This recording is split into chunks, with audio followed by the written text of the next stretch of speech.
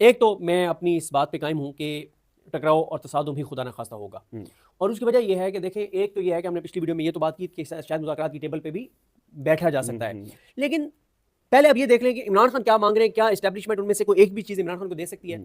इमरान खान मांग रहे हैं 9 मई की तहकीकात, इमरान खान मांग रहे हैं 8 फरवरी का मैंडेट वापस, इमरान खान चाह रहे हैं 26 यानी तरमीम का खात्मा। अब इमरान खान ने नया एक मुतालबा ऐड कर लिया है, वो है मुरीद की तहकीकात, ठीक है, जुडिशल इंक्वायरी। क्या पांचवां इदारे अपने मैंडेट के मुताबिक काम करें और अपनी हदूद में वापस जाएं? क्या छठी, वो कहते हैं पाकिस्तान के फैसले पाकिस्तान में होने चाहिए, ठीक है। मुझे ये बताएं कि ये 6 चीजों में से कोई एक चीज भी एस्टेब्लिशमेंट इमरान खान को दे सकती है? नहीं दे सकती ना, ठीक है। नतीजतन टकराव है, तसादुम है, लड़ाई है। मुज़ाकरात, अगर मुज़ाकरात शुरू हुए भी तो वो एक ट्रैप होगा, वो एक ट्रैप की बत्ती होगी, या फिर इतनी फोर्स या इतनी पावर वो बिल्ड कर लें कि वो फिर पावर टॉक्स की पावर बात। जैसे अभी जबरदस्ती लिया ना सोहेल अफरीदी वाला फैसला, एस्टैब्लिशमेंट ने तो नहीं दिया ना, वो देना चाहते तो एक वो अपने पावर बनाई, पावर से लिया, पावर से लिया। अब इसमें मैं आपको बता देता हूँ, सोहेल अफरीदी के मामले में पहले सख्त स्टैंड लिया गया कि कम वक्त में सोहेल अफरीदी नाकाबिल कबूल है, लेकिन फिर कैसे बन गया सर? वो हालात की वजह से बन गया। हालात की वजह से कैसे बन गए? एक तो ये हुआ कि इमरान खान ने कार्ड इतना ज़बरदस्त खेला सोहेल अफरीदी का कि सोहेल अफरीदी ना केपीके के अंदर ना उनकी पॉपुलैरिटी आसमान पे जा लगी, ठीक है। केपीके के लोग सारे उसके पीछे खड़े हो गए, पूरी पार्टी भी खड़ी हो गई, सोशल मीडिया भी खड़ा हो गया, लोग भी खड़े हो गए। असल में केपीके के लोग मैटर करते हैं ना, लोग खड़े हो गए। दूसरा ये हुआ कि उस वक्त आप उन दिनों में हालात देखे ना क्या हुए। जिस दिन उनका इंतखाब हो रहा था, जिस दिन 10 बजे असम्बली का इजलास था, सुबह 4 बजे मुरीद के में ऑपरेशन हुआ और उसकी वजह से चीज़ें ट्रिगर कर गई पंजाब के अंदर। इंटरनली केपी अपना पंजाब में एक इशू बहुत बड़ा खड़ा हो गया। हमारे यहाँ पे बॉर्डर के ऊपर लड़ाई चल रही थी अफगानिस्तान के साथ, टीटीपी ने कार्रवाइयाँ तेज़ करनी थी, उधर बीएलए ने कार्रवाइयाँ तेज़ करनी थी। इंडिया नज़र आ रहा था कि इंडिया तैयार है कि अगर पाकिस्तान का ये बॉर्डर गर्म रहता है अफगानिस्तान के साथ तो 8-10 दिन बाद हम अटैक कर दें। हालात इस तरह के बन गए थे कि एक नया महाज खोला नहीं जा सकता था और फिर खोलने की कोशिश तो की गई, बहुत ज्यादा की गई। मौलाना फजल रहमान ने ऐसा तो नहीं अपने भाई को इलेक्शन में खड़ा कर दिया। फिर दूसरा इसमें यह हुआ कि केपीके की अदालत भी निजाम के साथ खड़ी नहीं हुई। वो एक कोशिश की गई कि कोई टाइम पहले नहीं खड़े हुए, उनको कहा गया कि आप इस्तीफा ना दें और ये और वो भी खड़े नहीं हुए। फिर ये पेशावर हाई कोर्ट कोशिश की गई, वो खड़ी नहीं हुई। फिर जो एमपीएस वो इसलिए टूटे कि केपीके के लोग बिल्कुल बहुत उनके सेंटिमेंट्स ऊपर चले गए थे इनके हक में सोहेल अफरीदी के, वरना सोहेल अफरीदी को इतनी आसानी से नहीं आने दिया जाना था। अच्छा, अब आ जाए इस बात पे कि जब गवर्नर राज लगेगा या इमरजेंसी लगेगी तो क्या होगा। पेशावर हाई कोर्ट से कोई रिलीफ नहीं मिलेगा, लेकिन ऊपर आईनी बेंच से बहुत शानदार फैसला इस निज़ाम को अपने हक में मिल जाएगा।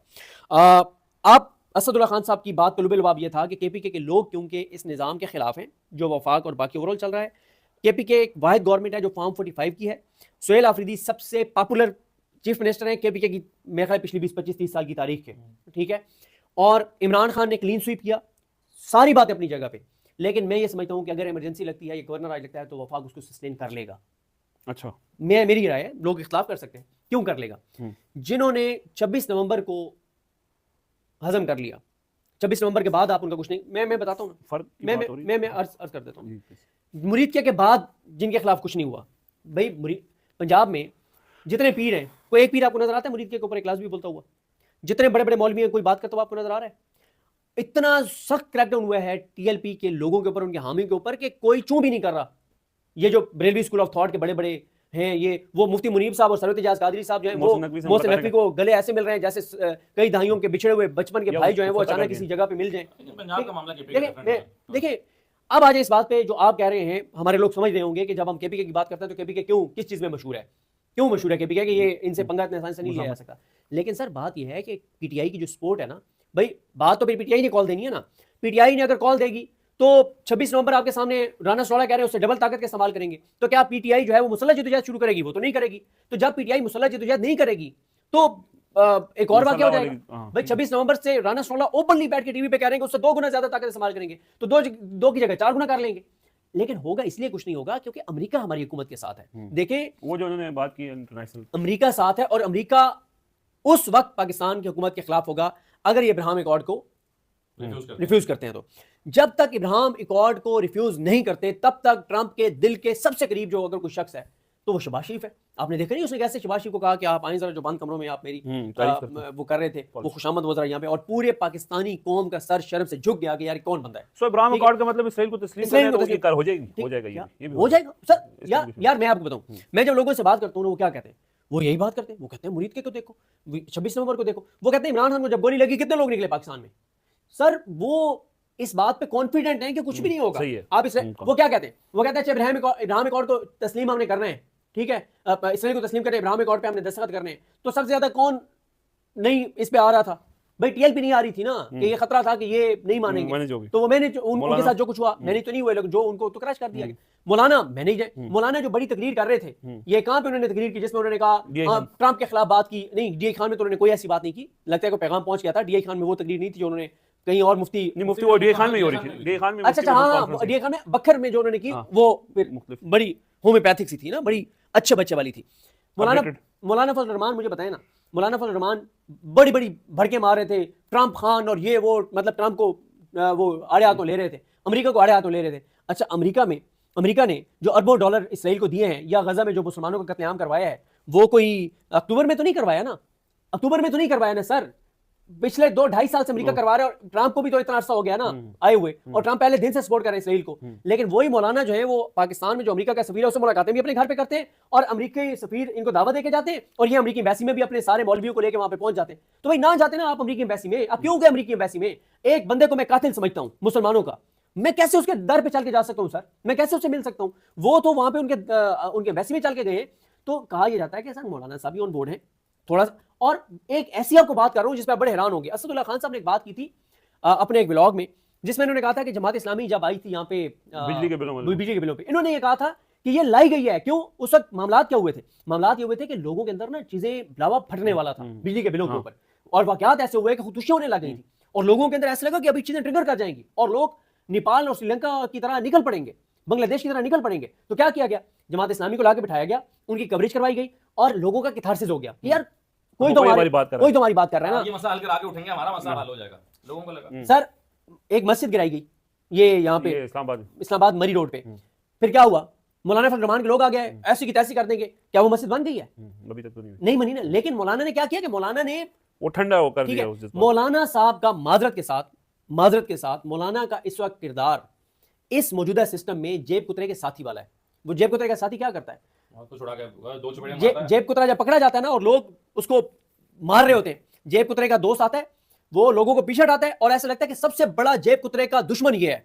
वो गालियां देता है, वो कहता है हट जाओ सारे, उसको वो पकड़ता है, उसको 2-4 थप्पड़ मारता है और कहता है हट जाओ, इसको मैं नहीं छोड़ूंगा, इसको मैं पुलिस के हवाले करके आऊंगा, और वो उसको उस मॉब में से निकाल के ले जाता है। मौलाना फजल रहमान का किरदार जेब कुतरे के दोस्त वाला है, जो जेब कुतरे को हर जगह आके निकालता है। 26 में क्या किया इन्होंने कहा एक शिक मैंने डलवाई है इस्लाम के लिए, बड़ी जरूरी है। और डीए खान में मुफ्ती महमूद कॉन्फ्रेंस में कहते हैं कि 1973 में इस्लामी नज़रियाती कौंसिल बनी, 1973 से लेके आज के दिन तक, जिस दिन मुफ्ती महमूद कॉन्फ्रेंस में वो तहरीर कर रहे थे, 17 आई थिंक अक्टूबर था, कहते हैं आज के दिन तक इस्लामी नज़रियाती कौंसिल ने जितनी रिकमेंडेशंस दी हैं इस्लाम के मुताबिक कवानीन बनाने की, एक भी कानून नहीं बना।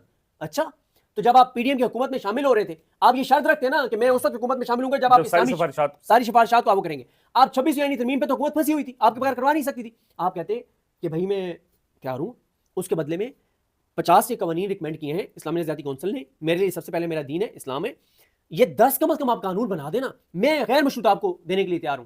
ठीक है, तो सर बात यह है कि मौलाना फजल रहमान समेत सारे मैनेज हैं, लिहाजा माजरत के साथ, मुझे पता है लोग भी मुझे बहुत बुरा भला कहेंगे, लेकिन मेरी एक राय है, अगर गवर्नर आज लगता है इमरजेंसी लगती है तो उसको सस्टेन कर लिया जाएगा, और उसकी वजह है कि अमेरिका पाकिस्तान की हुकूमत के साथ है। अगर अमेरिका दुनिया का सबसे बड़ा जो गुंडा है, जो सबसे बड़ा दहशतगर्द है, जो सबसे बड़ा इस वक्त बदमाश है, अगर वो पाकिस्तान की हुकूमत के साथ है तो आप इंटरनली क्या कर सकते हैं? अब कुछ इमरान खान के दौर में परिंदे भी यहाँ पे कुछ होता था तो पूरी दुनिया से शुरू हो जाता है कि जी परिंदों के हकूक की पामाली हो रही है, और किसी बंदे के साथ कुछ होता था इंसानी हकूक की पामाली हो रही है। एक हाथी था जो बहुत अच्छा हुआ, हमारा दोस्त उमर इनाम उसमें बड़ा इन्वॉल्व था, एक हाथी यहाँ से गया, कावन हाथी, ठीक है, वो गया यहाँ पे, पूरी दुनिया में रोला पड़ गया, फंडिंग हुई कि एक हाथी है पाकिस्तान में बुरी हालत में और उसको लेके आने, और यहाँ से वो पूरा एक जहाज आया और वो जहाज यहाँ से लेके गया उस हाथी को, और पूरी दुनिया में उसकी कवरेज हुई।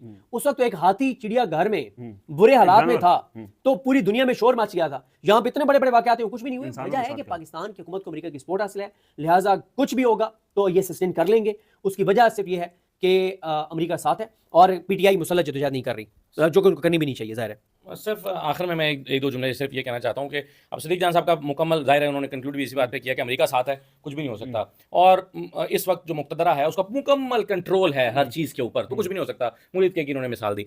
लेकिन देखें पाकिस्तान की तारीख में अगर आप झांक के देखें ना, तो मार्च 1971 तक सारी चीज़ें एस्टैब्लिशमेंट के कंट्रोल में थी, लेकिन 8 महीने के बाद दिसंबर 1971 में चीज़ें कंट्रोल से बाहर हो गई थी। फरवरी 2007 तक तमाम चीज़ें परवेज़ मुशर्रफ के कंट्रोल में थी। मार्च शुरू होता है, 9 मार्च आता है, वहाँ से गड़बड़ शुरू होती है, और उसके बाद एक साल के अंदर अंदर सारी चीज़ें 8-10 महीने के अंदर अंदर सारी चीज़ें परवेज़ मुशर्रफ के कंट्रोल में नहीं रही थी और उनके हाथ से मामला फिसल गए थे। आप बिल्कुल सिद्दीक जान की आर्गूमेंट को मैं यहाँ लेकर आता हूँ कि इंटरनेशनल हालात तब्दील हो गए होंगे। जैसे ज़ियाउल हक साहब जो हैं 1987 तक ज़ियाउल हक साहब बिल्कुल ठीक चल रहे थे, ऐसे सारी चीज़ें कंट्रोल में थी, 10 साल से चल रहे थे, और अचानक से फिर जो है वो हालात तब्दील हुए। तो अमेरिका की प्रेफरेंसेस कब तब्दील हो जाएं कुछ कहा नहीं जा सकता, और इसके आसार मौजूद हैं। यानी आज अमेरिका की हुकूमत की तायद हासिल है, ज़रूरी नहीं है 4 महीने बाद भी हासिल रहेगी। और डोनाल्ड ट्रंप को हम जानते हैं उनका मिजाज किस तरह का है। तो एक ही नुक्ते पर अगर ये हुकूमत खड़ी हुई है, सिर्फ एक नुक्ते पर, बाकी कोई चीज़ आपके फेवर में नहीं है, कोई चीज़ आपके साथ नहीं है। आप 25 महाजों पर लड़ रहे हैं क्योंकि एक बंदा आपके साथ खड़ा है, तो अगर वो एक बंदा पीछे हटा तो बाकी महाज तो कोई आपके साथ है ही नहीं, तो रेत की दीवार है फिर। तो ये मेरा पॉइंट है। अरबों डॉलर की वो फिगर्स में फ़र्क आ गया IMF वाले मामले में। शहबाज शरीफ ट्रंप की खुशामद करते हैं और IMF का हमें प्रोग्राम मिल जाता है। सर आपकी हर चीज़ इस वक्त इस चीज़ पे खड़ी है, और सर सबकी बात से मैं कब तक सर इमरान खान क्या ट्रंप क्या कहेगा कि शहबाज शरीफ को हटा के इमरान खान को आने दें?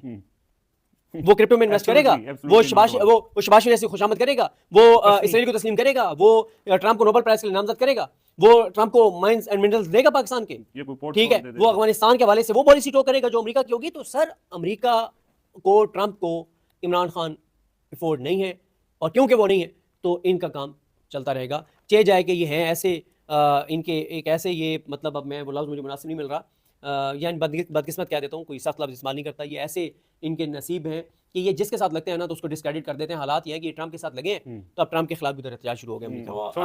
वैसे एक नज़्म है, उसका आखिरी जो मिसरे हैं मैं भूल नहीं रहा, तो सिर्फ 2-3 लाइन जितनी मेरे जहन में आ रही हैं, ये जो वर्ल्ड ऑर्डर की तुमने बिसाते 9 बिछाई है, यहाँ पर सभी मोहरे हैं, खिलाड़ी बस अमेरिका है कि जो हर चाल चलता है।